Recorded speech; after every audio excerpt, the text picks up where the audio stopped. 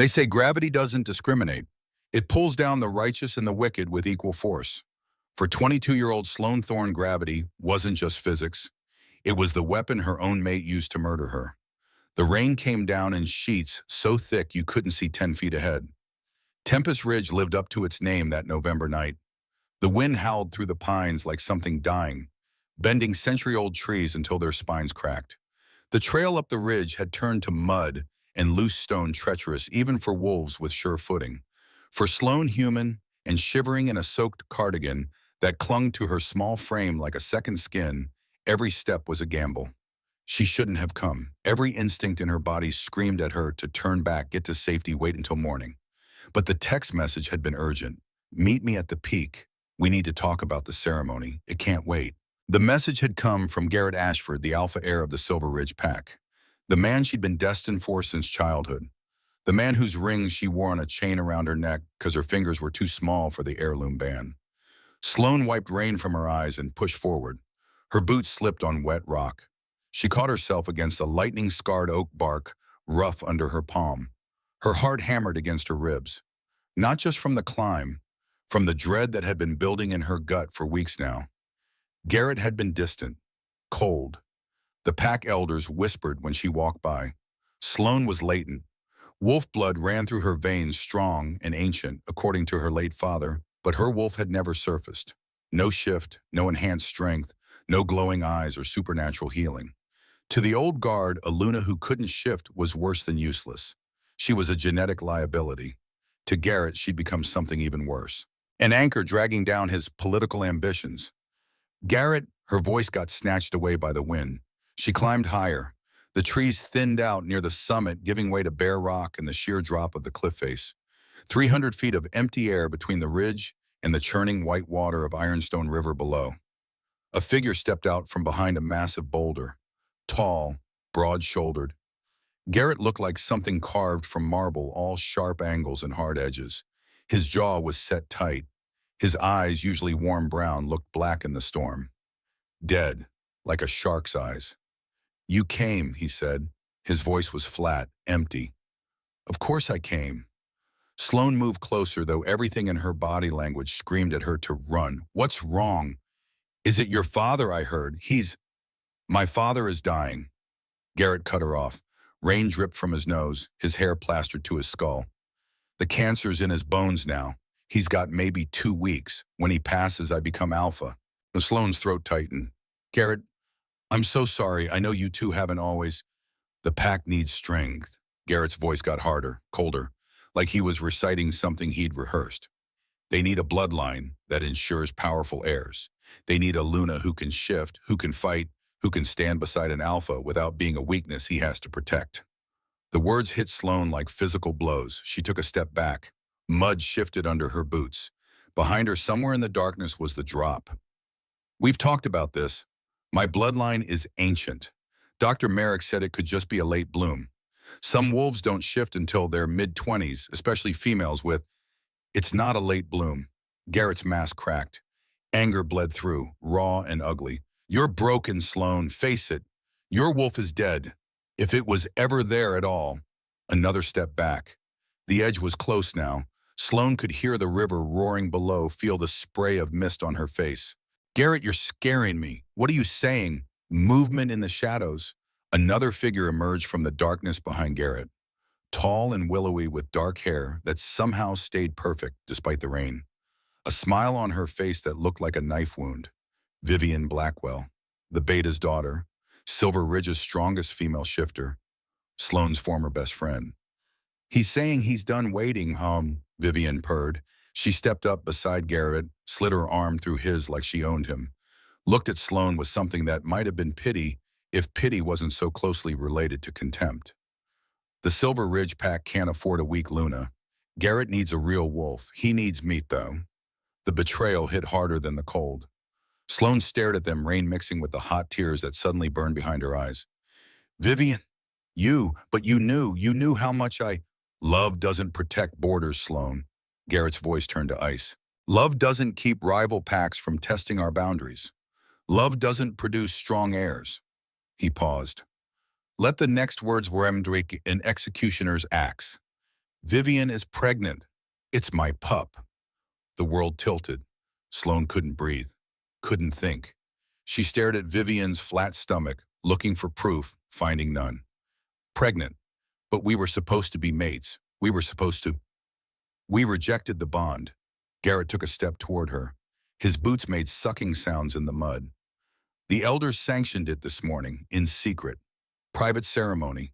You are no longer the future Luna Sloane. You are no longer anything.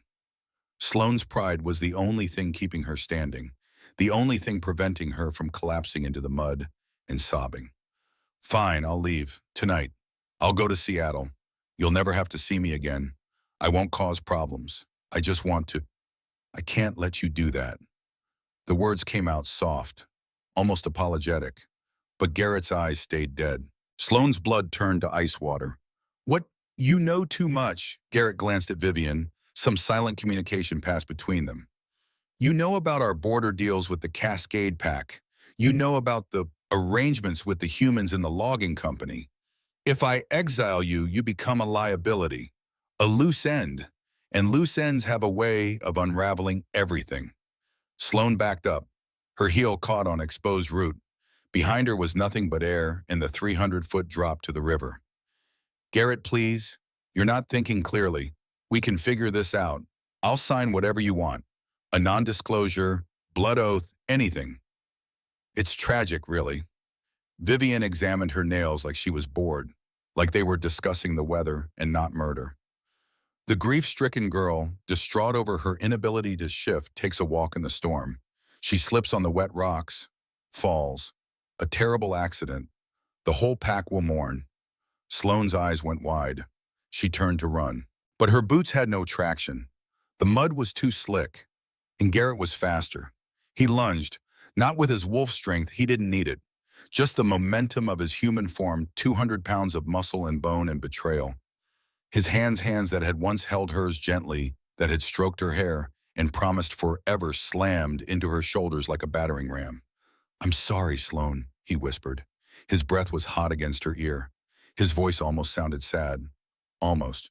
It's just business. Sloane screamed. Her feet left solid ground. For one crystalline moment, she hung suspended, weightless, the rain frozen in place around her like diamonds. She saw Garrett's face illuminated by a flash of lightning. He was watching her fall with those dead shark eyes. Not a trace of regret. Then there was only the rushing wind, the terrified hammering of her heart, the sickening sensation of gravity doing what gravity does best. She tumbled through the darkness, the cliff face a blur of rock and moss rushing past. She tried to scream again, but the air tore the sound from her throat. The impact with the water felt like hitting concrete.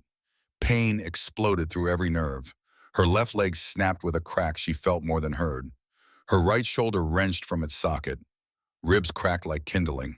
The river was liquid ice so cold it burned, filling her mouth and nose as the current seized her and dragged her down. Her vision went white, then black, then nothing. Sloane came back to consciousness in stages. First was the pain. It wasn't a sensation. It was a universe. Every inch of her body felt like it had been fed through a meat grinder. She couldn't breathe without her ribs screaming in protest, couldn't move her left leg without white-hot agony lancing up her spine. She was cold, so cold it felt like her bones had turned to ice. She tried to draw breath and choked. Water. She was full of water. Her body convulsed, coughing up brackish river water that burned her throat and tasted like mud and blood. The spasm nearly made her black out again. When her vision cleared, she found herself on a bank of jagged river stones. The current must have dragged her downstream, slamming her against rocks and submerged logs before spitting her out like refuse. She could hear the river still raging 10 feet away, white foam glowing in the moonlight that had finally broken through the storm clouds. Her left leg was bent at a sickening angle. Her right arm hung loose, the shoulder obviously dislocated. Blood seeped from a dozen cuts, turning the stones beneath her dark and slick. Garrett pushed me. The memory cut through the physical pain like a razor blade. He hadn't just rejected her, hadn't just chosen Vivian. He'd tried to erase her, thrown her away like garbage, like she was nothing, less than nothing. Rage flickered in her chest, a tiny ember of fury that the cold couldn't quite extinguish. She used it, fed it with memories of his hands on her shoulders, his dead eyes, his whispered apology that wasn't an apology at all. The rage grew, spread heat through her frozen limbs. Sloane dug her good hand into the mud, dragged herself forward, inch by agonizing inch, leaving a trail of blood on the river stones. Her broken legs scraped against rock, and she nearly passed out again. Bit down on her lip hard enough to draw blood. Used the pain to stay conscious. Had to move. Had to hide. If Garrett sent trackers to confirm the kill, she was exposed. Helpless. A sitting duck. She made it to the tree line after what felt like hours but was probably only minutes. Collapsed against the trunk of a massive pine, her back against rough bark legs splayed out uselessly in front of her. Her vision swam.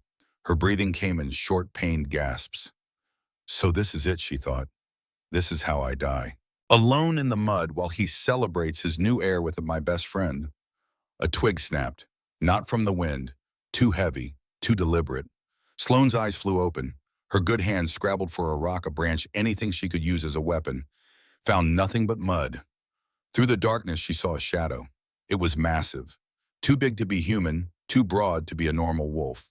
Heavy footfalls made the ground tremble. Low breathing that sounded like wind through a cave. Two glowing eyes appeared in the darkness. Not the yellow of a beta or the red of an angry alpha. They were violet, deep electric purple that swirled like storm clouds lit by lightning from within. Sloane stopped breathing. Purple eyes meant only one thing.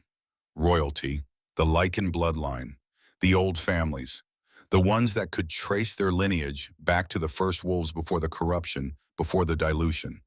There were maybe 5 bloodlines left with eyes that color. The creature stepped into the moonlight. It was a man, but barely. He stood easily 6'7", shoulders that spanned the width of a doorframe. He was shirtless despite the cold water running down muscles so defined it looked carved from stone. Scars mapped his skin, white lines against tan flesh. Old wounds, battle wounds. His face was all hard angles and rough stubble, jaw set like granite. Dark hair plastered to his skull. Those violet eyes locked onto her with an intensity that made Sloane feel like prey. This was obsidian territory. She'd washed up on the wrong side of the border. And this man, this creature radiated power that made the air feel heavy, suffocating. He looked like death itself had taken human form. The man crouched down, fluid and predatory, every movement economical, controlled like a coiled spring. He sniffed the air, nose flaring, his lip curled slightly. Silver Ridge. His voice was deep, resonant, like rocks grinding together in an earthquake. You smell like betrayal and wet dog. Sloane tried to speak. Her mouth moved, but only a whimper came out. Help. The man tilted his head, studied her like she was a specimen under glass. Why should I? You're trespassing on ironstone lands. The penalty is death. He reached out. Sloane flinched, expecting the killing blow. Instead, his large, rough fingers brushed the wet hair away from her bleeding forehead. Surprisingly gentle. He touched the skin there. A jolt of electricity shot through them both. Hot, jarring, like touching a live wire. Sloane gasped. The man froze, his violet eyes widening a fraction. He pulled his hand back like he'd been burned, stared at his fingers like they'd betrayed him. Impossible, he muttered. His gaze traveled down to her broken leg, her dislocated shoulder, the bruises blooming purple and black across her pale skin. Something shifted in his expression. The indifference cracked. What replaced it was worse. A cold, terrifying rage that made the air temperature drop 10 degrees. But the rage wasn't directed at her. Who did this to you? It wasn't a question, it was a command. Garrett. The name tasted like ash, like poison. Garrett Ashford. The man stood. His height blocked out the moon entirely. Cast Sloane in shadow. Garrett, the boy who plays at being alpha. He looked around the woods, senses expanding, checking for pursuers. Found none. Looked back down at her. If I leave you here, you die within the hour. Sloane believed him. She could feel her body shutting down, hypothermia creeping in, blood loss making her thoughts fuzzy. If I take you, the man continued, you belong to me. My pack does not harbor refugees. We only harbor warriors. His violet eyes bored into hers. Which are you? Sloane didn't know where the strength came from. Maybe it was spite. Maybe it was rage. Maybe it was her father's voice in her head, the lessons he'd drilled into her before the IED in Syria had sent him home in a flag-draped coffin. Never quit, baby girl. Never. She looked up at the terrifying man and forced the words past her broken ribs. I am the one who will destroy them. A slow, dark, dangerous smile touched the corner of his mouth. The expression didn't make him look friendlier. It made him look like a predator that had just found interesting prey. Good answer. He bent down and scooped her up into his arms like she weighed nothing, like she was a doll, a child. The movement jostled her broken ribs and white light exploded behind Sloane's eyes. She heard herself scream, the sound distant and tinny. The last thing she registered before darkness took her completely was the steady, thunderous beating of the man's heart against her ear. A war drum, relentless and strong, and his voice rumbling through his chest, whispering into the storm. Let them think you are dead, little wolf, because when you wake up, the girl they killed will be gone, and only the weapon will remain. When Sloane woke, the first thing she noticed was the smell. Not river water and blood and mud, cedar and antiseptic, clean sheets, warmth. She was in a bed, not a cot or a medical gurney, but an actual bed with a mattress that felt like a cloud. Gray silk sheets with a thread count higher than anything she'd ever touched. The room was vast, with floor-to-ceiling windows overlooking a dense fog-covered forest. Early morning light filtered through the mist, turning everything silver and ethereal. She tried to sit up. Pain lanced through her ribs, and a firm hand pushed her shoulder back down. Don't! The voice was male, older, commanding but not unkind. You'll tear the sutures. Sloane turned her head carefully. A man in a white coat stood beside the bed adjusting an IV drip. He was in his late 60s with silver-rimmed spectacles and a weathered face that suggested he'd seen his share of trauma. His hands were steady and sure. Surgeon's hands. 3 broken ribs, the man recited, not looking up from his chart. Fractured tibia requiring surgical pinning. Dislocated shoulder that was remarkably well reset before you arrived. Severe hypothermia and early-stage pneumonia. He finally looked at her over his glasses. It's a miracle you're not paralyzed or dead. Where? Sloane's throat felt like sandpaper. Where am I? Shadow Peak Fortress, Obsidian Pack Medical Wing. The man pulled up a stool and sat, extended a hand. Dr. Tobias Merrick, Royal Physician. Royal, the word hung in the air. Sloane's foggy brain tried to process it. The man from the river, the violet eyes, the crushing presence. The king, she rasped. Where is he? Dr. Merrick's eyebrow raised a fraction. In the war room. He's been pacing for 18 hours waiting for you to wake. It's unsettling. He doesn't usually bring strays home. Sloane looked down at her body. Her left leg was in a cast from hip to ankle. Her right arm was in a sling. But she was clean. Someone had bathed her, dressed her in soft cotton that didn't irritate her wounds. She could feel the steady drip of pain medication through the IV, keeping the worst of the agony at bay. How long? Her voice was getting stronger. 3 days. 3 days. Garrett and Vivian would have already announced her death, held some fake memorial service. Garrett was probably already preparing for his father's funeral and his own ascension, already moving on like she'd never existed. The door opened. The temperature in the room seemed to drop instantly. Dr. Merrick stood quickly, gave a short bow, and hurried out like he'd been waiting for permission to leave. The man from the river walked in. In daylight cleaned up, he looked different. Less like a wild animal. More like a weapon that had been forged in fire and quenched in blood. He wore a black tactical shirt that strained against his chest and shoulders, dark cargo pants with too many pockets. Combat boots. He moved with absolute economy, no wasted motion. His face was hard angles and old scars. The violet eyes were as intense as she remembered.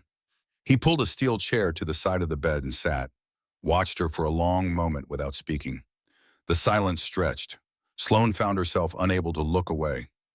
Why? She finally asked. Why what? Why save me? You said yourself I'm a trespasser. Your pack doesn't harbor refugees. The man leaned forward, elbows on his knees. When I touched you in the woods, I felt something. A spark. Do you know what that is? Sloane shook her head. Resonance. It happens rarely, between compatible bloodlines, between wolves whose powers complement rather than compete. He paused. It means your wolf isn't dead, Sloan Thorne. It's dormant, deeply dormant, suppressed. I'm latent. The word tasted bitter. That's why he killed me. I'm useless. No. The man's voice turned sharp, hard as a knife's edge. You're not latent. You're blocked. Someone put a suppressor on your bloodline when you were a child. A poison. Subtle. Designed to cripple without killing. Sloan stared at him. That's impossible. My parents wouldn't. Your parents are dead. He cut her off. Not cruel, just factual. Car accident when you were 10. Brake failure on a straight road in good weather. Doesn't that strike you as convenient? Cold washed through Sloane's veins.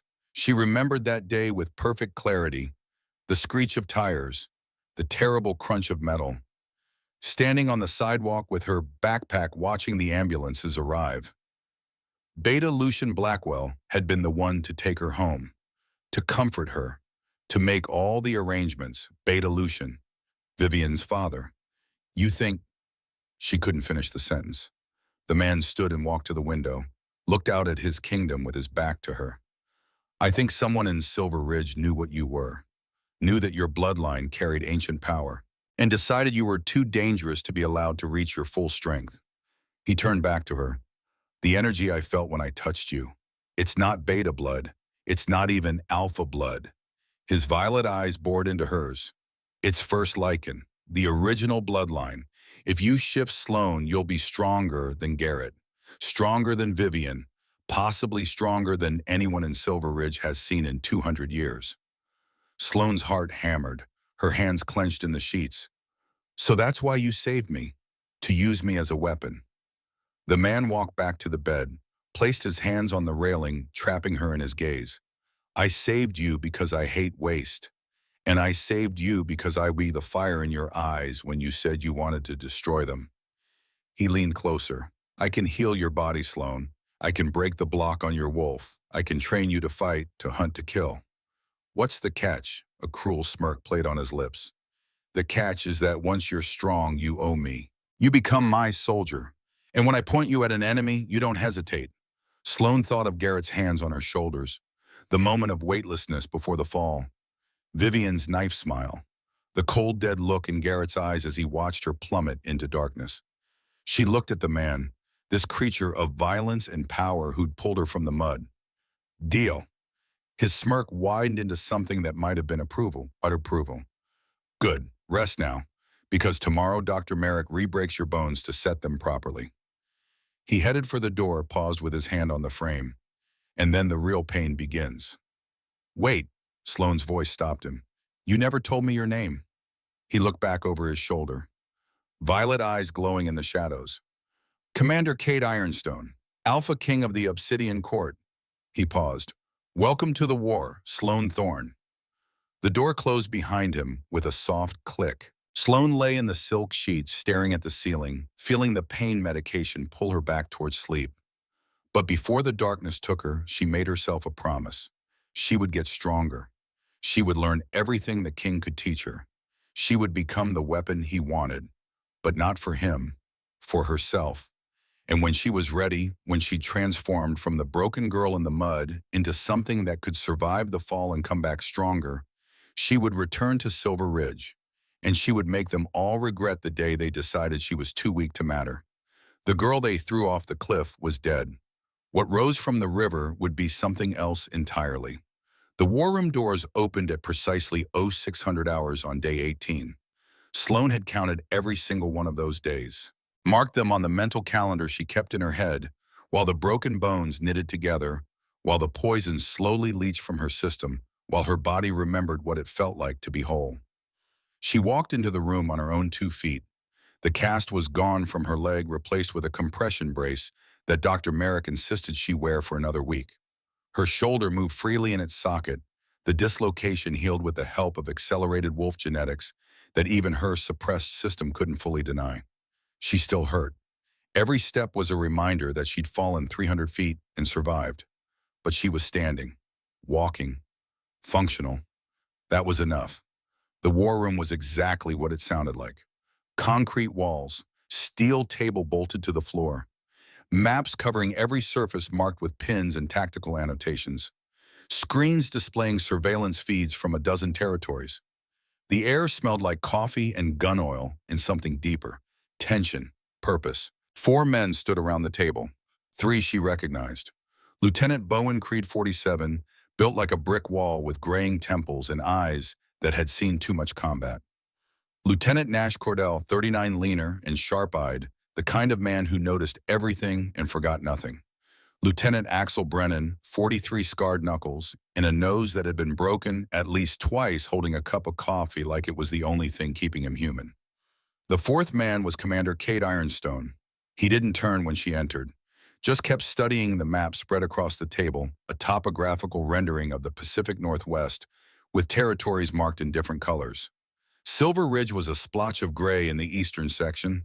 Obsidian territory surrounded it like a noose marked in black. "Gentlemen," Kate said without looking up, "our guest has arrived." Bo turned and a smile cracked his weathered face. "Looking good, kid. Merrick said you'd be on crutches for another week." "Merrick worries too much." Sloan moved to the table, trying not to limp, failing. "I'm fine. You're functional." Nash's voice was precise, clinical. "There's a difference." Axel just nodded at her over his coffee cup. The closest thing to approval she'd get from him. Cade finally looked up.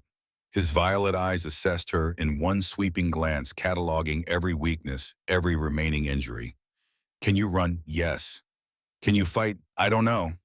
The honesty made Cade's mouth twitch. Not quite a smile. "Good. At least you're not stupid enough to lie."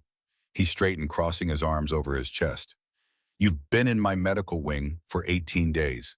Dr. Merrick has flushed the worst of the poison from your system, but the neural pathways that should connect you to your wolf are still damaged, degraded. It will take months to fully repair."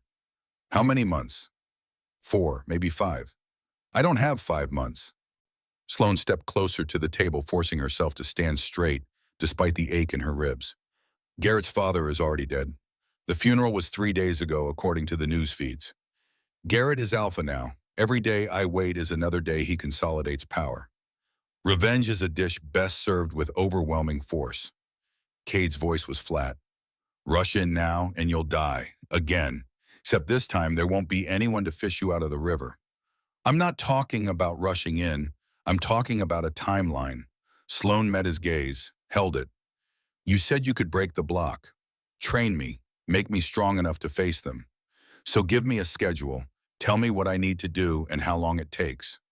The silence stretched. Nash and Axel exchanged glances. Bo just watched with something that might have been approval in his eyes.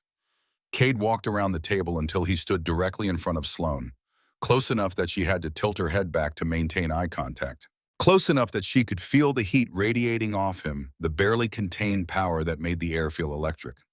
4 months of training, divided into 4 phases. He held up one finger. Month 1, medical rehabilitation and basic combat conditioning. You learn to move again, fight again. We rebuild your body into something that can handle the strain of what comes next. A second finger. Month 2, weapons mastery. Firearms blades hand to hand. You will learn to kill in every way that matters. A third finger. Month 3, tactical operations. Intelligence gathering, surveillance, infiltration. You will learn to think like a predator. The fourth finger. Month 4, full shift protocol. We break the final blocks on your wolf and teach you to control it. By the end, you will be more dangerous than any alpha in Silver Ridge. And then we go to the Cascade Summit. Neutral ground. Every alpha in the region will be there, including Garrett. And we destroy him in front of everyone who matters. Sloan felt something hot and sharp twist in her chest. Not quite hope, something darker. Why wait for the summit? Why not just attack Silver Ridge now? Because I'm not interested in a territorial dispute. Cade's voice dropped an octave, became something cold and dangerous.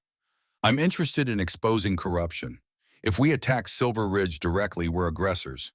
But if we present evidence at the summit, if we prove that Garrett is a murderer and his beta poisoned a first Lycan bloodline, he smiled without humor, then every pack in the region will turn on him. And we won't just take Silver Ridge, we'll take everything. The scope of it hit Sloan like a physical blow. This wasn't just about her revenge. Cade was using her as a catalyst for something bigger. A power play, a reshuffling of the entire regional hierarchy. She should have felt used, manipulated. Instead, she felt something else, a savage satisfaction. If her pain could be the match that burned Silver Tridge to the ground and salted the earth, then let it burn. When do we start? She asked. Cade's smile grew a fraction. We already have. He stepped back and gestured to Bo. Lieutenant Creed will handle your physical conditioning. He'll rebuild your body and teach you the basics of combat. Fair warning, he's not gentle. Bo cracked his knuckles. Your old man and I went through ranger school together. He could run 20 miles with a full pack and still win a bar fight. Let's see if his daughter inherited anything useful. Lieutenant Brennan handles weapons. Cade nodded at Axel. By the time he's done, you'll be able to put 3 rounds center mass at 50 yards while someone's shooting back. Axel just grunted. High praise. Lieutenant Cordell runs intelligence and tactical training. Nash gave Sloan a thin smile. I'll teach you to gather information, read people, and exploit weaknesses. The brain is deadlier than any weapon when properly applied. And you, Sloan looked at Cade. What do you do? I make sure you don't die during the process. His violet eyes glowed faintly in the fluorescent light. And when you're ready, I'll be the one to break the final block and force your shift. The way he said it made it sound less like a gift and more like a threat. One more thing. Cade pulled something from his pocket, a small object wrapped in black cloth. He unfolded it to reveal a necklace, simple black leather cord. Hanging from it was a raw piece of moonstone, milky white, with blue fire trapped in its depths. The same stone from the amulet Sloan had touched in the cabin. This is Ironstone Moonstone, mined from the mountains that gave this pack its name. He held it out. Wear it. It marks you as under my protection. Anyone who touches you answers to me. Sloan took the necklace with trembling fingers. The stone was warm to the touch. When her skin made contact, that same electric jolt ran through her, weaker than before, but present. The resonance Cade had mentioned. She fastened it around her neck. The moonstone settled against her collarbone, a comfortable weight. Welcome to Shadow Peak Fortress, Sloan Thorne. Cade's voice held a note of finality. For the next 4 months, you belong to us, and we will break you down and rebuild you into something that can survive the war ahead. He turned back to the table, dismissing her. Lieutenant Creed, she's yours. Start with the basics. I want her running 5 miles without stopping by the end of week 1. Bo's grin was pure evil. Yes, sir. Month 1 was agony wrapped in humiliation and served with the side of broken pride. Bo Creed didn't ease Sloan into training. He threw her into the deep end and watched to see if she'd swim or drown. The first morning he woke her at 0500 with a bucket of ice water dumped over her head. Told her she had 10 minutes to dress and meet him at the training yard or he'd drag her there naked. She made it in 8 minutes. The training yard was a flat expanse of packed dirt surrounded by a chain-link fence, weights in one corner, sparring mats in another, a pull-up bar that looked like it had been forged from rebar. The pre-dawn air was cold enough to turn breath to mist. 5 laps around the yard, Bo said. No preamble, no warmth. Then we'll see what we're working with. 5 laps was roughly a mile. Sloane's legs screamed in protest after the second lap. Her ribs ached by the third. By the fourth, she was running it on pure spite. She crossed the finish line and immediately bent over, hands on her knees, gasping. Pathetic. Bo's voice held no sympathy. Your old man could do that in his sleep with a bullet in his leg. Again. Again. Sloan ran 5 more laps, then 5 more after that. By the time Bo finally called a halt, she'd run 6 miles and the sun was fully up. She collapsed on the mat, every muscle screaming. Tasted blood where she'd bitten her tongue. Bo crouched beside her. Your body is weak because it's been poisoned for 20 years. Your wolf is locked away because someone wanted you helpless. But you know what, your mind is strong. You survived a 300-foot fall and didn't break. That counts for something. He stood and offered her a hand, pulled her to her feet. We're going to rebuild you from the ground up.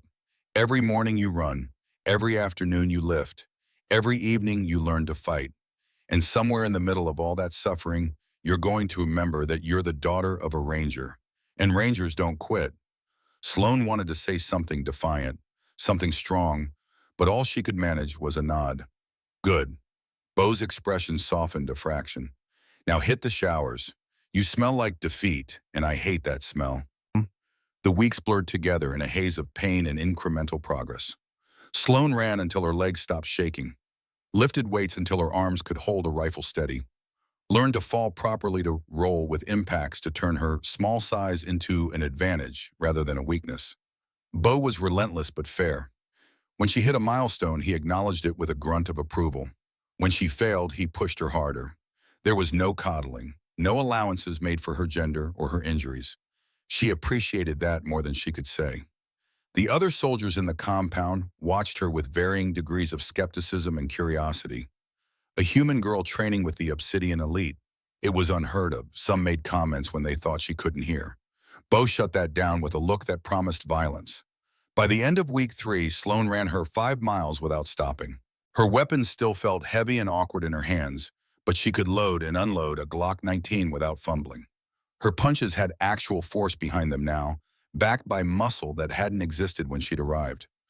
On a day 28 of her stay at Shadow Peak, Bo led her to a different part of the training yard. There were 2 figures waiting, Nash and Axel. Month 1 is over, Bo said. You're functional. Time to make you dangerous. Month 2 began with Axel Brennan handing Sloane a Glock 19 and pointing at the target range. 50 yards of open ground leading to paper silhouettes marked with scoring rings. Load it, Axel said. Sloane's hands moved through the familiar motions.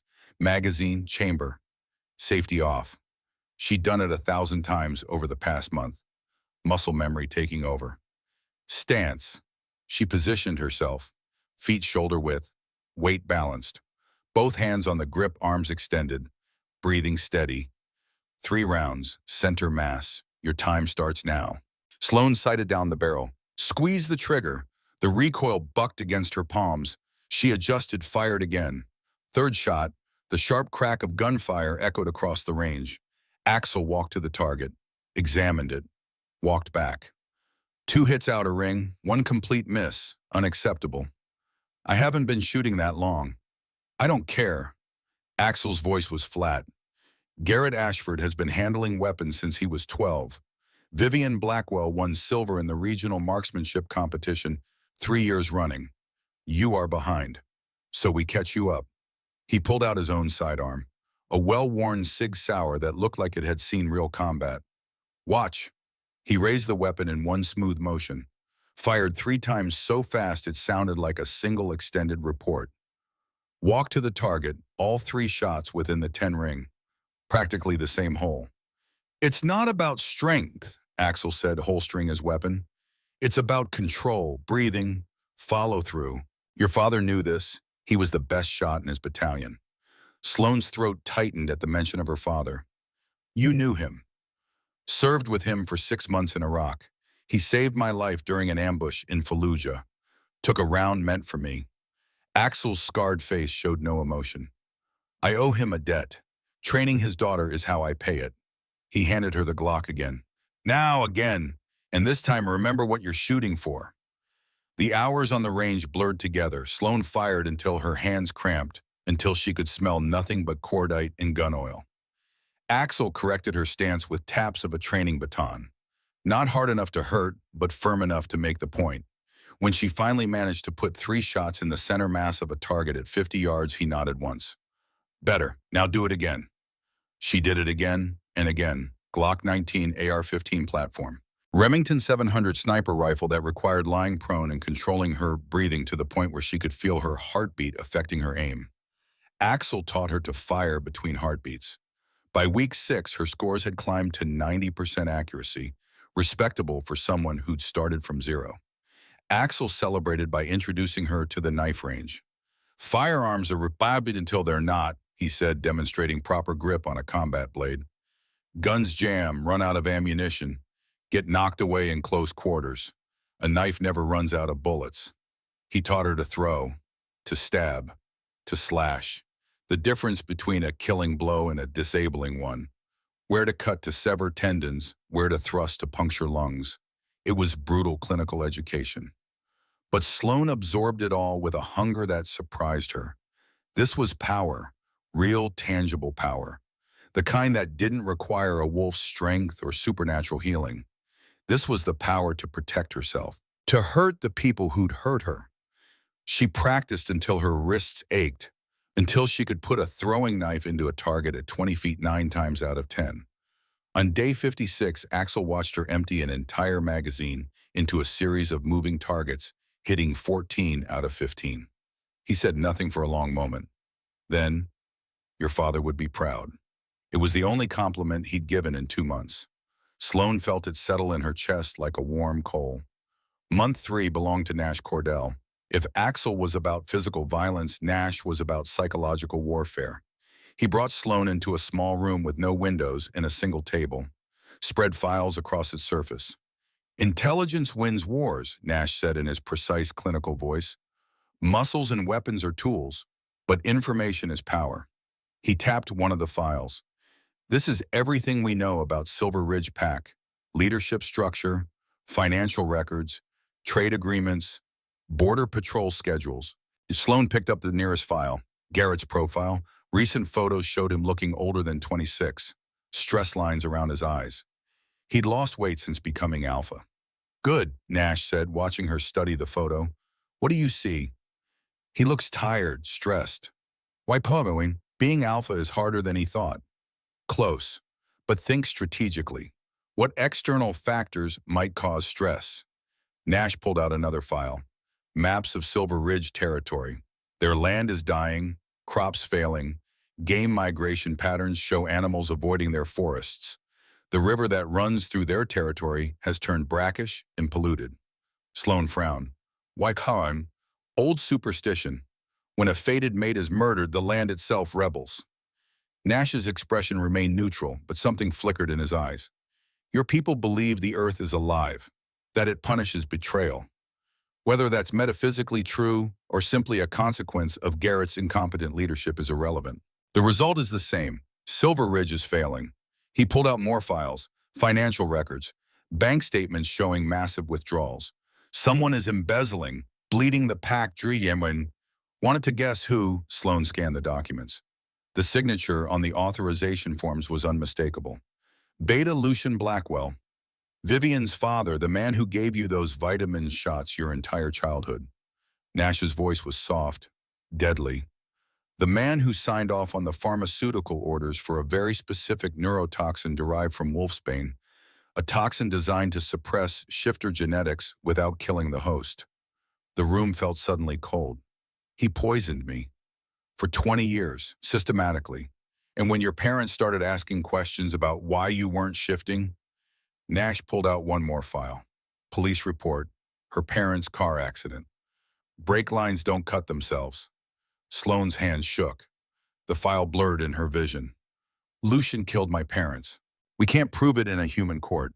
The investigation was closed as accidental. But wolves don't need human courts." Nash leaned back. "What we need is evidence that will convince the High Council at the summit. Evidence that proves Lucian's conspiracy, Garrett's complicity, the whole rotten structure. How do we get that evidence?" Nash smiled. It was not a friendly expression. "You go get it yourself." The mission brief was simple in concept, suicidal in execution. Sloane would infiltrate Silver Ridge territory disguised as an Omega from a different pack. Omegas were beneath notice, invisible to anyone who mattered. She'd have 48 hours to bug Lucian's office, steal Vivian's medical records, and gather testimony from pack members. Alone, no backup. If she was caught, Obsidian would disavow any knowledge of her. "You're insane," Sloane said when Nash finished explaining. "No, I'm thorough." Nash handed her a packet of documents. Fake ID, backstory, contact information for a safe house just outside Silver Ridge borders. "You've spent 3 months learning to fight and shoot. This is where you learn to think." Cade appeared in the doorway. He'd been absent for most of month 3, handling pack business in the Northern Territories. But he was back now, and his presence filled the small room. "You don't have to do this," he said, his violet eyes locked on Sloane. "I can send a team. Professionals. Professionals will be noticed." Sloane met his gaze. "I know Silver Ridge. I know how they think. I can do this. If Garrett catches your scent..." "He won't. I've been gone 3 months. My scent has changed. Dr. Merrick said the chelation therapy altered my pheromone signature. She stood squaring her shoulders. I'm not the same person who fell off that cliff. Let me prove it. Cade and Nash exchanged a look. Some silent communication passed between them. Finally, Cade nodded. 48 hours, in and out. You missed the extraction window. You're on your own.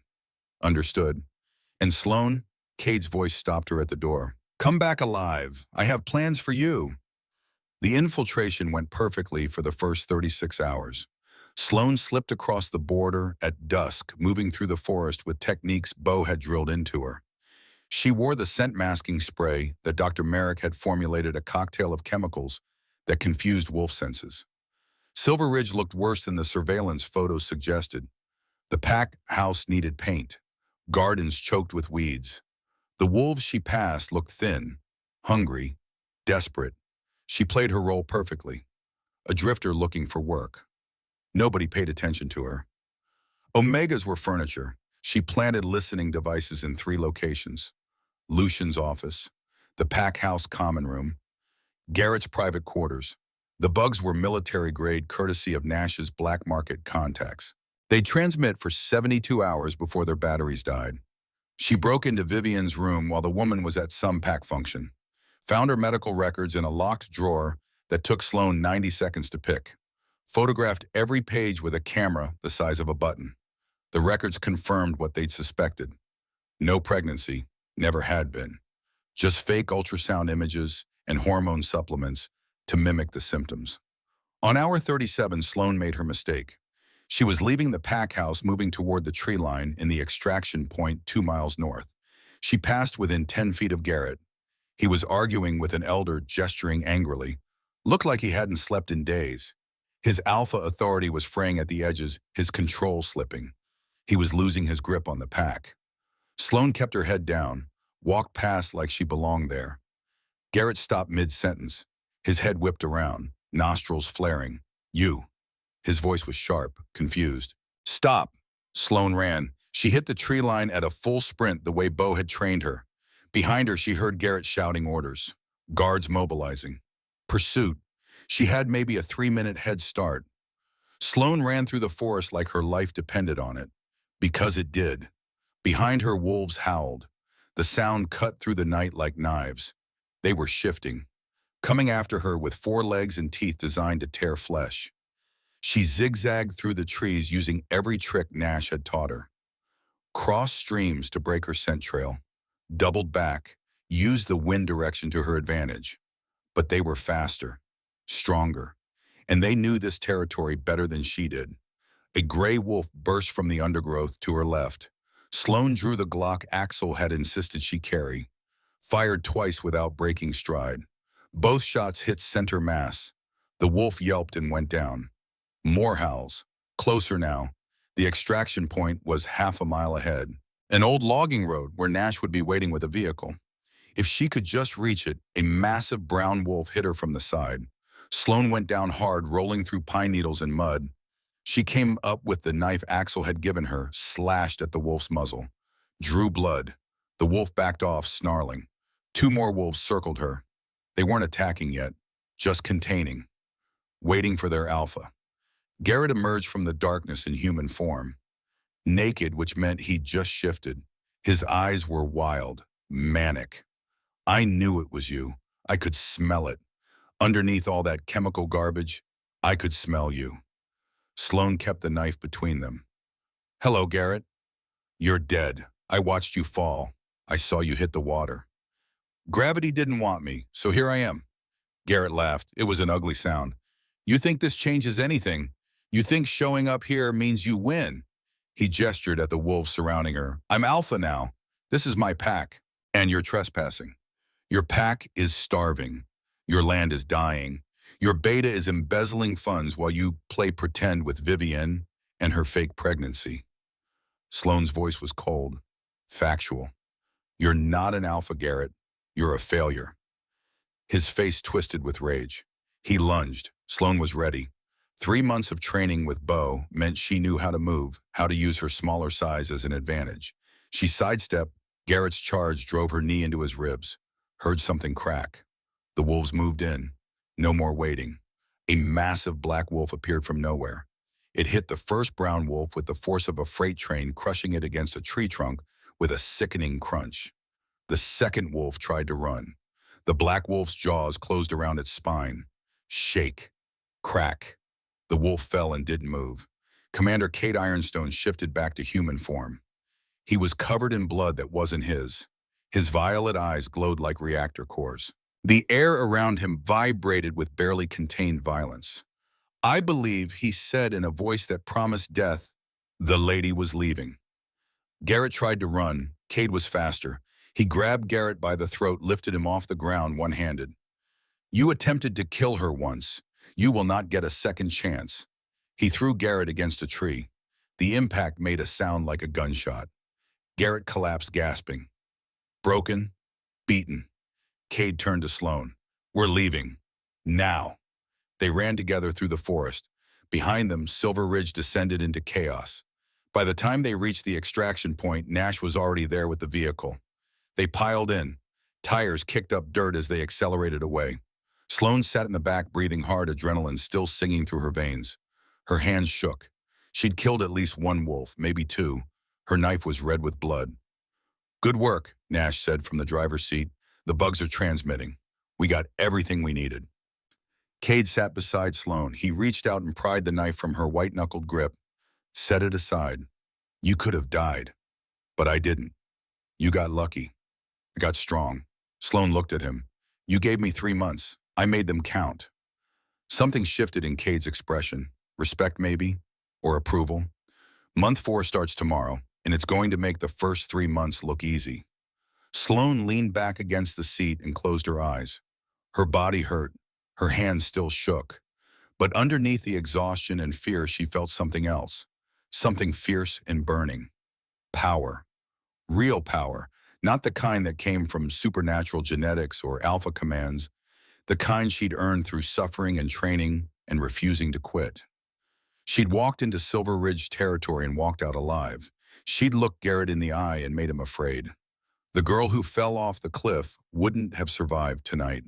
But Sloane wasn't that girl anymore. Month 4 was about to begin, and when it ended, she would be something that Silver Ridge had never seen before. Something that would make them regret the day they decided she was weak enough to kill. The weapon was almost ready, and when it was, there would be blood. The full moon rose over Shadow Peak Fortress like a silver coin balanced on the edge of the world. Sloane stood in the center of the training yard, bare feet on cold-packed earth, wearing nothing but athletic shorts and a sports bra. Her breath misted in the November air. Around her, the fortress had gone silent. Every wolf in the compound could feel what was coming. 4 months. 120 days of pain and training and transformation. Her body was no longer the broken thing Kate had pulled from the river. Muscles corded her arms and legs, earned through thousands of repetitions. Scars marked her skin where bones had broken and healed stronger. Her hands were calloused from weapons, her knuckles scarred from sparring. But she was still human, still locked away from the wolf that supposedly slept beneath her skin. Tonight that changed. Cade walked into the yard. Behind him, Bo Nash and Axel formed a semicircle. Witnesses. The pack leadership was required to observe forced shifts. Ancient protocol. If something went wrong, if Sloane's wolf was corrupted or sabid, they'd have to put her down. Nobody spoke about that possibility, but everyone knew. "Last chance to back out," Cade said. His violet eyes glowed in the moonlight. "Once I start, I can't stop. Your body will shift or it will tear itself apart trying." "I didn't survive 3 months of Bo's training to quit now." Sloane's voice was steady. Her fear was present but controlled, channeled. "Do it." Cade nodded once. He rolled his shoulders and the air around him began to shimmer. Not a full shift, just enough to let his alpha presence bleed through. The weight of it hit Sloane like a physical force. Her knees wanted to buckle. She locked them, stood firm. "Your wolf is dormant because it was poisoned," Cade said. His voice had taken on a harmonic quality layered with something deeper. The alpha command that could force submission from any wolf. But the poison is gone now. What remains is fear. 22 years of your body learning that shifting means pain, means sickness. Your wolf learned to hide to survive. He stepped closer. The pressure increased. Sloane's heart hammered against her ribs. But you are not afraid anymore, Sloane Thorne. You fell 300 feet and lived. You were broken and remade. You walked into enemy territory and came back with their secrets. His eyes bored into hers. You are the daughter of a ranger and the descendant of the first lichens. And your wolf is not hiding anymore. He placed his hand over her heart. The resonance that had sparked between them at the river ignited. Electric. Burning. She's hungry. The alpha command hit like a hammer. Shift. Pain exploded through Sloane's body. Every nerve ending caught fire. She screamed, the sound tearing from her throat as her spine began to reshape. Bones cracked. Not breaking. Restructuring. Her femurs lengthened. Tibias thickened. The sounds were wet and terrible. She fell to her hands and knees. Her fingers splayed against the earth, watching in horror and fascination as they extended. Claws pushed through the nail beds, white and curved and sharp. Fur erupted across her skin, silver white with darker tips that caught the moonlight. Her face burned. She felt her jaw extend, felt her teeth sharpen into fangs designed to tear flesh from bone. Her ears migrated up the sides of her skull, reshaping into pointed instruments that could hear a heartbeat from 100 yards. The pain was absolute, total. It felt like dying. But underneath the agony, something else. A presence, vast and ancient and furious. The wolf that had slept for 22 years was waking up, and she was angry. Sloane threw back her head and howled. The sound started human and ended decidedly not. It echoed across the mountains, a primal scream of rage and rebirth and savage joy. In Silver Ridge, 50 miles away, wolves whimpered and crawled under beds. In the human towns scattered through the valleys, dogs barked and people locked their doors without knowing why. The shift completed with a final bone-cracking snap. Where Sloane Thorne had knelt, a wolf now stood. She was massive, larger than any female wolf the Obsidian Pack had seen in living memory. 6 feet at the shoulder, maybe more. Her coat was silver white, almost luminescent in the moonlight, with darker tips that gave her an ethereal, ghostly appearance. Her eyes blazed electric blue, bright enough to cast shadows. The white wolf raised her head, looked at Cade with those burning eyes, and bowed. Not submission. Respect. Recognition of an equal. Cade shifted. His own wolf was enormous, black as midnight, with those violet eyes. But even he looked surprised by Sloane's size. He circled her once, assessing, then pressed his muzzle against hers in approval. The white wolf threw back her head and howled again, this time in triumph. She'd found herself, and the creature that emerged was magnificent. The Cascade Summit took place in a neutral zone carved out of the Idaho wilderness 2 centuries ago. The venue was a massive lodge built from old-growth timber and stone, more palace than cabin. Chandeliers made from antlers hung from vaulted ceilings. Floor-to-ceiling windows overlooked mountains that stabbed at the sky like frozen daggers. 200 alphas and their delegations filled the space. The air was thick with competing scents, testosterone, and barely restrained violence. The summit was neutral ground. Violence was forbidden. But that didn't stop wolves from posturing, from showing teeth, from making it clear who would win if the rules were suspended. Sloane stood in front of the full-length mirror in her assigned room and barely recognized herself. The girl who'd fallen off Tempest Ridge was gone. The woman who'd crawled out of the river was gone. What remained was something else entirely. The dress was silver silk that clung to her new muscle, cut to show the strength in her shoulders and arms. A sled ran up to mid-thigh, revealing a leg that was no longer broken but powerful. Her blonde hair was styled in waves that softened the hard edges of her face. Subtle makeup highlighted her eyes that now carried the ghost of that electric blue even in human form. Around her neck, the moonstone choker, the mark of obsidian protection. She looked dangerous. She looked like she could kill you and make it look elegant. Perfect. A knock at the door. Cade entered without waiting for permission. He wore black tactical formal wear, somehow making dress clothes look like combat gear. His violet eyes assessed her in one sweep. "Good," he said. "You look like you belong here." "I look like someone's trophy." "You look like a threat." He moved to stand behind her, meeting her eyes in the mirror. "Every alpha in that hall will see you and wonder who you are, where you came from. What pack could produce something like you? Let them wonder. Let them fear." Garrett's already here. Nash's voice came from the doorway. He held a tablet showing surveillance feeds. Third floor, eastern wing. He looks worse than the photos. Vivian's with him. So is Beta Lucian. Sloane's hands clenched. 4 months of waiting. 4 months of training and planning and becoming something that could finish this. It all came down to the next 48 hours. Remember the plan, Kate said. Tonight is psychological warfare. We let them see you, let them doubt their reality, let them panic. Tomorrow during the hunt, you get your confession. And tomorrow night, we present evidence to the High Council. And if something goes wrong, Chinach's smile was sharp, predatory, then we improvise. I'm very good at improvisation. The ballroom was a sea of silk and violence wrapped in formal wear. Conversations died as the massive doors opened. Commander Cade Ironstone entered first, radiating power that made lesser alphas instinctively lower their eyes. But their attention quickly shifted to the woman on his arm. Sloane walked like she owned the space. Head high, shoulders back, moving with the predatory grace that 4 months of combat training had burned into her muscle memory. The moonstone at her throat caught the light. Whispers started immediately. Who is that? I've never seen her before. Look at the moonstone. She's obsidian court. Is she the king's mate? Cade led her through the crowd. Wolves parted for them the way water parts for a blade. Sloane's enhanced senses cataloged everything. The competing sense of 200 predators. The undertones of fear and aggression. The way younger alphas watched Cade with a mixture of respect and terror. And there near the buffet table, Garrett Ashford. He looked terrible. The photos hadn't done justice to how much he'd deteriorated. Dark circles under his eyes like bruises. His tuxedo hung loose on a frame that had lost at least 20 pounds. His hands shook slightly as he held a glass of wine. The cocky alpha air was gone. What remained was a man being eaten alive by stress and guilt and failing leadership. Beside him, Vivian wore a gaudy red dress that tried too hard. Her stomach was flat.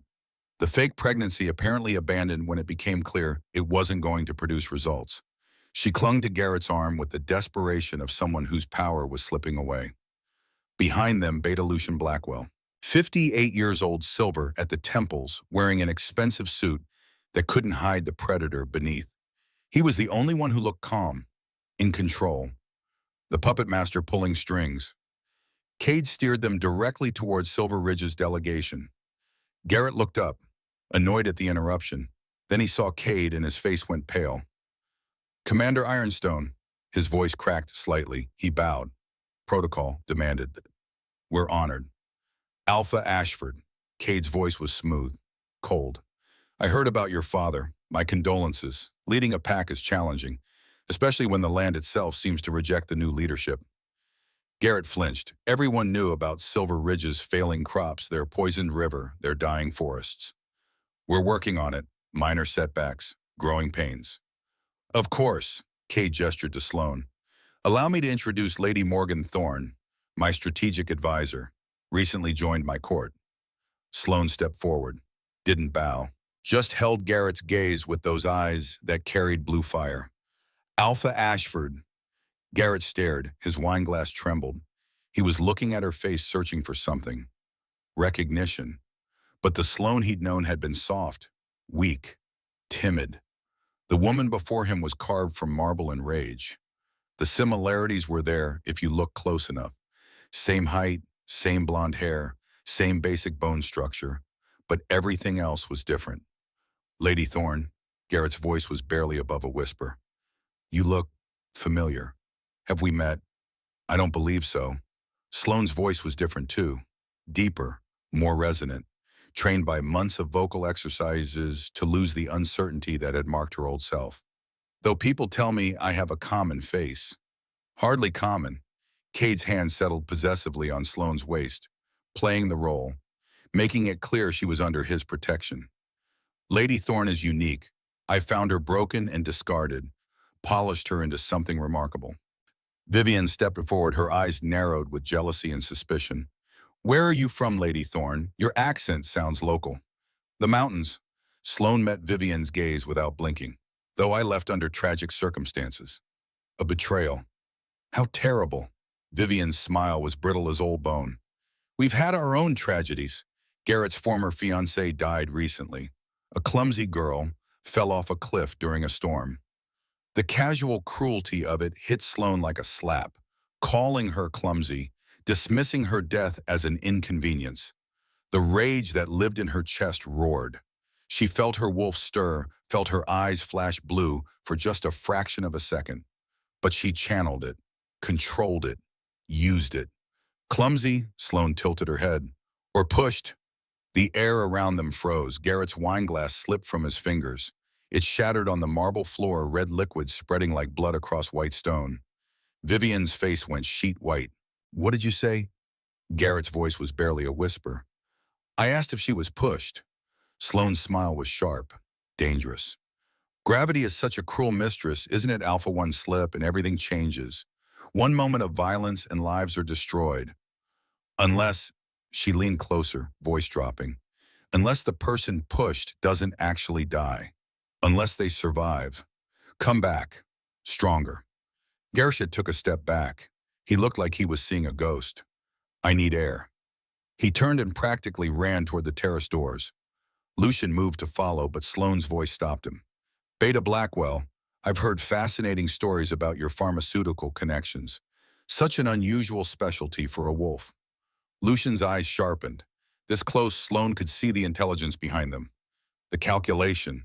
He was dangerous in a way Garrett never had been. Lady Thorne, I don't believe I've had the pleasure. No, you haven't. Sloane held his gaze. But I know your work intimately. The precision of Ed, the long-term planning. It takes a special kind of monster to poison a child for 20 years. Lucian went very still. Careful, lady. Accusations made at summit carry weight. I'm counting on it. Cade stepped between them, breaking the tension. Gentlemen, lady, we'll leave you to your evening. The hunt begins at dawn. I trust we'll see you there. He guided Sloane away, leaving the Silver Ridge delegation in shambles. As they crossed the ballroom, Vivian's shrill voice carried. Garrett, wait, you're being paranoid. Cade leaned down to whisper in Sloane's ear. Well played. You rattled them. Now they'll make mistakes. Good. Sloane's smile was cold. I want them terrified. The ceremonial hunt began at dawn. 10,000 acres of pristine wilderness stocked with game and divided into sectors. Alpha spread out some hunting and groups others alone. It was a display of prowess, a way to show off strength and hunting skills to the gathered leaders. For Sloane, it was something else, an execution ground. She moved through the forest in human form, tracking Garrett and Vivian with skills Bo had drilled into her. They had entered Sector 7 together, foolishly believing they were alone. Lucian had stayed at the lodge, too old for the hunt, too smart to expose himself. Sloane followed their trail. Garrett was sloppy, crashing through underbrush like a wounded animal. Vivian tried to be stealthy, but her expensive hunting clothes rustled with every movement. They were arguing. Sloane could hear them from 200 yards away. She circled ahead, set up her ambush point at a small creek, a place where the terrain funneled them exactly where she wanted them. Then she waited. They arrived 20 minutes later. Garrett looked wild, manic. He'd been drinking. She could smell the whiskey from here. Vivian was angry, her face flushed. I'm telling you, it was her, Garrett was saying. I saw her eyes, the way she moved. Sloane is alive. Sloane is dead, Vivian screamed. We watched her fall. No one survives that. You're paranoid and you're making us look weak. She knows about the poison. She knows about your father's deal. How would she know if she wasn't? Because maybe your guilt is eating you alive. Vivian grabbed his shoulders. Maybe you're seeing ghosts because you can't live with what we did. Sloane stepped out of the tree line. Not a ghost, just hard to kill. Garrett spun around. The color drained from his face. No, you're dead. Sloane walked forward slowly. Predatory. I was. For about 3 minutes. Then I decided dying was too easy. Too convenient for you. How? Vivian's voice was shrill. You were latent. You were nothing. I was never latent.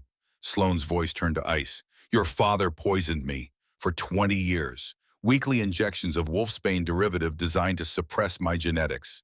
He did it because he knew what I was, what I could become. And he wanted his bloodline on the Silver Ridge throne instead. You're insane, Vivian said, but her voice shook. Sloane pulled a small recording device from her pocket. Press play.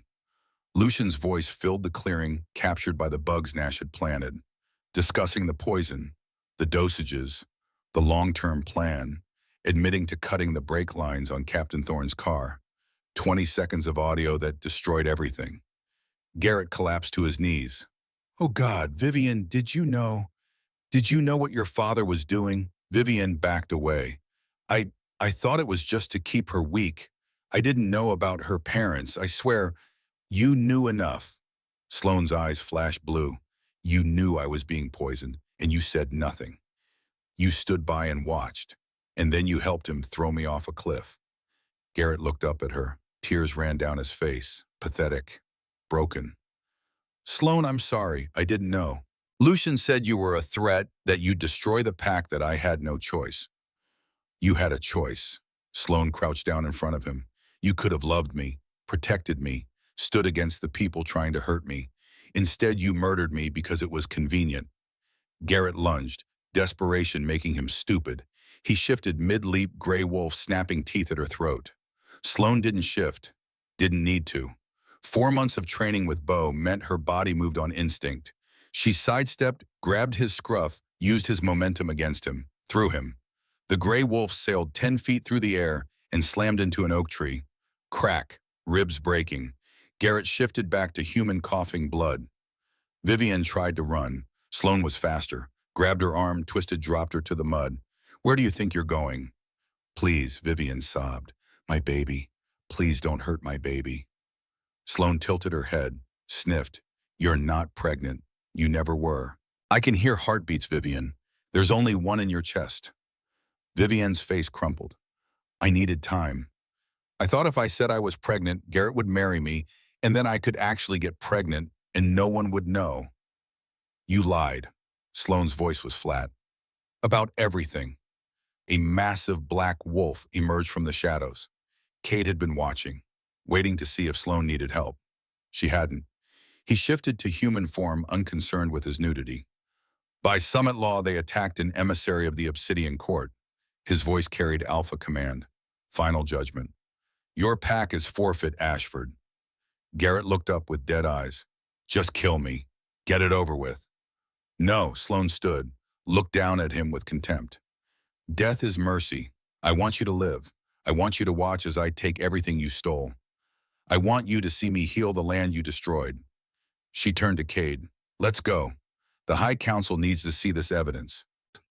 As they walked away, leaving Garrett and Vivian broken in the mud, Sloane felt the weight of 4 months of training settle into place. She was ready.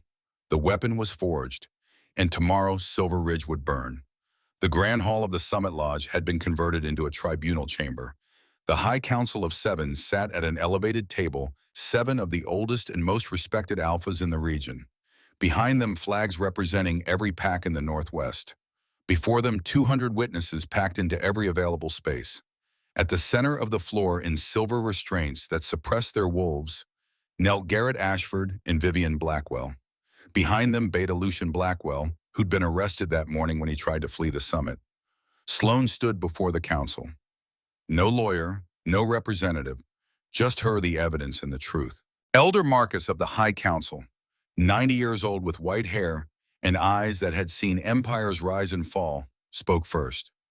"Lady Thorne, you have accused Alpha Ashford of attempted murder, Beta Blackwell of conspiracy, child endangerment, and the murder of Captain Isaac Thorne and his wife. These are grave charges. Present your evidence." Sloane stepped forward. Her voice was steady, clear. She'd practiced this speech 100 times. "I present 4 categories of evidence. First, medical records." Nash handed her a tablet. She pulled up Dr. Merrick's analysis. Toxicology reports showing 20 years of systematic wolfsbane poisoning. The pharmaceutical orders signed by Beta Lucian Blackwell. Records of weekly injections administered under the guise of vitamin therapy. Gasps rippled through the crowd. Poisoning a pack member was unthinkable. Poisoning a child was monstrous. Second, financial evidence. She pulled up bank records. $2 million embezzled from Silver Ridge pack funds over the past decade. The signature on every withdrawal belongs to Beta Blackwell. Lucian's face remained neutral, but sweat beaded on his forehead. Third, mechanical evidence. Crime scene photos from her parents' accident appeared on the screen. Captain Thorne's vehicle, brake line severed with a blade not worn through naturally. Forensic analysis confirmed sabotage. Her voice didn't shake. She wouldn't give them that satisfaction. Fourth confession, she held up the recording device. Recorded 48 hours ago in Silvertridge territory, Beta Blackwell discussing the poison, the dosages, and admitting to eliminating my parents when they became suspicious. She pressed play. Lucian's voice filled the hall. Clinical, detached, discussing murder like it was a business transaction. The silence when the recording ended was absolute. Elder Marcus looked at Lucian. Do you deny these charges? Lucian's mask finally cracked. I did what was necessary. His voice turned sharp, defensive. The Thorne bloodline was a threat. First, like in genetics, in a female, she would have been unstoppable, uncontrollable. I protected Silver Ridge from a genetic anomaly that could have destroyed the natural order. You murdered a child's parents. Elder Sarah's voice cut like a whip. You poisoned that child for 2 decades.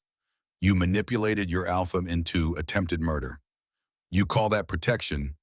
I call it leadership, Lucian shouted. Someone had to make the hard choices. Someone had to ensure pack stability. You ensured corruption. Cade's voice carried from his position at the side of the room. And because of your actions, Lady Thorne survived, became stronger than you ever feared, and brought your conspiracy into the light. The High Council conferred in whispers. 5 minutes of deliberation that felt like hours. Finally, Elder Marcus spoke. We find the evidence compelling and complete. Alpha Ashford, you are stripped of your title. Vivian Blackwell, you are stripped of your rank. You will both be exiled as lone wolves. You will leave this territory by sunset and never return on pain of death. Garrett didn't react. He'd already given up. Beta Lucian Blackwell. Elder Marcus's voice turned cold as winter. For the crimes of murder, conspiracy, and the poisoning of a first Lycan descendant, we sentence you to death by Alpha execution. The traditional punishment. An Alpha would carry out the sentence, usually the wrong party's Alpha. Elder Marcus looked at Sloane. Lady Thorne, as the wrong party and as a recognized first Lycan, the council offers you the honor of execution. Sloane looked at Lucian, at the man who'd destroyed her childhood, murdered her parents, stolen 22 years of her life. Every fiber of her being wanted to accept, wanted to feel his throat tear beneath her jaws. But that would make her like him, would reduce justice to revenge. No, her voice rang clear. Let Silver Ridge carry out the sentence. Let Elder Silas, the senior council member, who enabled this corruption through inaction, pull the trigger. Let him clean his own house. The crowd murmured approval. It was a master stroke, forcing Silver Ridge to acknowledge their own failure while denying them the excuse of external interference. Elder Silas, 70 years old and shaking, took the ceremonial sidearm from the council's bailiff. He walked to Lucian with tears running down his weathered face. I'm sorry, I should have seen. Should have stopped you.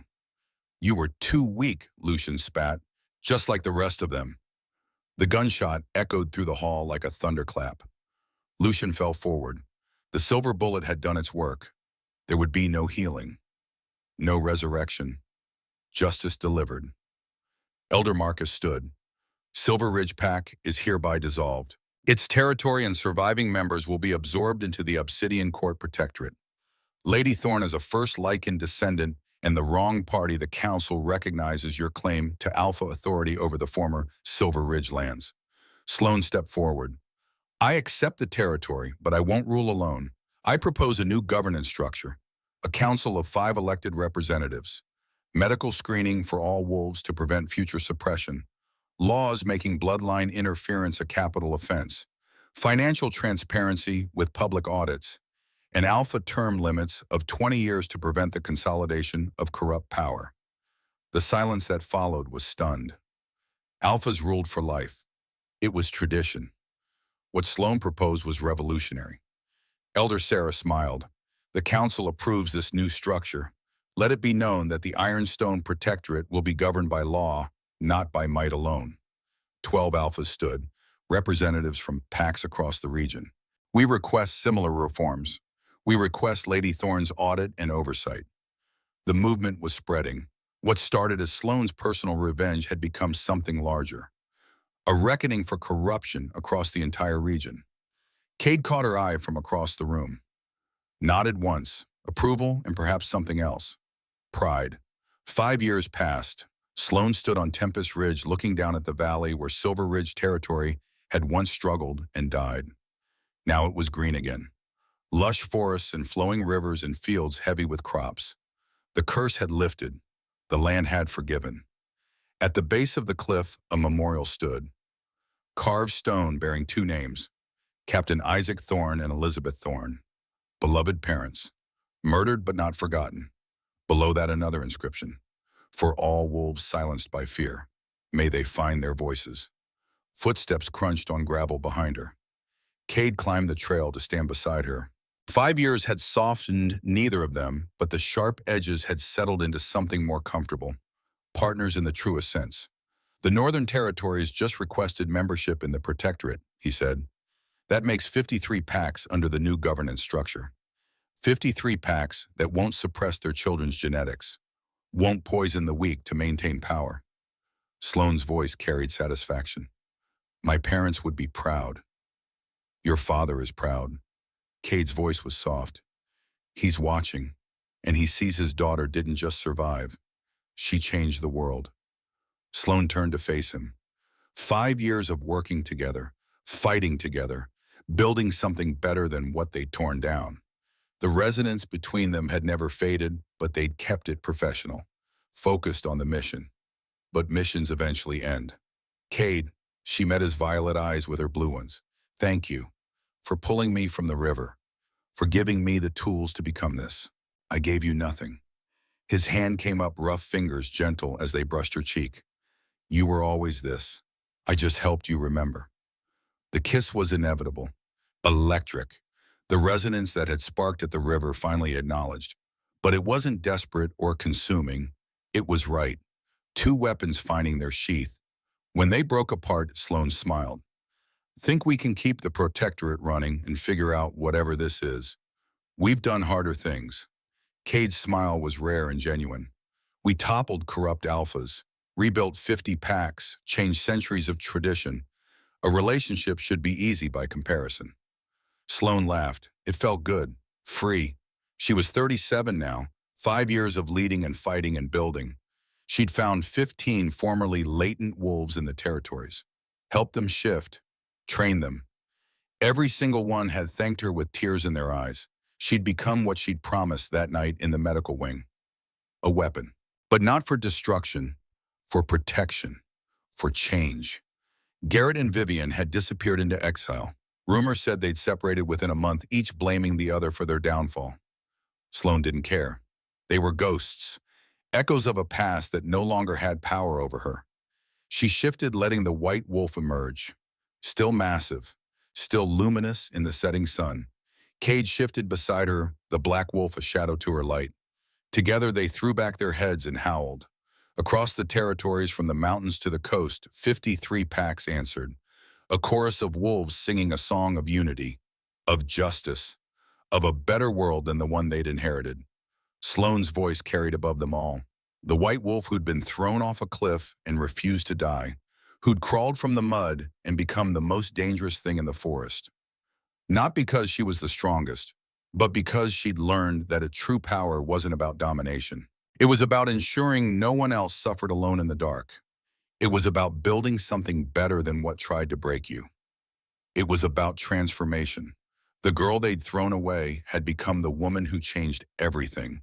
And her howl promised one thing. Never again. Never again would the weak be silenced. Never again would corruption go unchallenged. Never again would a wolf suffer what she'd endured. That was her legacy. Not revenge, revolution.